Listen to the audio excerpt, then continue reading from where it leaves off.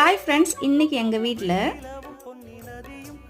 கம்பு சேமியா பாக்கெட்டை வந்து பிரித்து ஒரு பாத்திரத்தில் கொட்டிட்டு லைட்டாக உப்பு போட்டு தண்ணி தெளித்து அதனால் கழுவி எடுத்துகிட்டு இட்லி தட்டில் இடியாப்பத்துக்கு ஆவி காட்டுற மாதிரி 10 நிமிஷம் ஆவி காட்டி எடுத்து இந்த மாதிரி வச்சுக்கணும். அப்புறமா அடுப்பத்தை வச்சு வானல் வச்சு எண்ணெய் ஊற்றி கடுகு போட்டு கடுகு வெடிச்ச பிறகு கடலைப்பருப்பு போட்டு கடலைப்பருப்பு செவந்த பிறகு பச்சை மிளகா, கருவேப்பிலை, வெங்காயம் நல்லா போட்டு வதக்கி விட்டுட்டு இதுக்கு தேவையான அளவுக்கு, அதாவது இந்த வெங்காயத்துக்கு தேவையான அளவுக்கு மட்டும் உப்பு போடணும். ஏன்னா நம்ம அந்த சேமியாவை உப்பு தண்ணியில் கழுவி தான் வேக வச்சுருப்போம். அதாவது இட்லி தட்டில் ஆவி காட்டி எடுத்துருப்போம். அதை போட்டு நல்லா ஒரு 5 நிமிஷம் வெறும் சூடாகிற வரைக்கும் மிக்ஸ் பண்ணி எடுத்தால் போதும். ஏன்னா இது ஆல்ரெடி வெந்துருச்சு.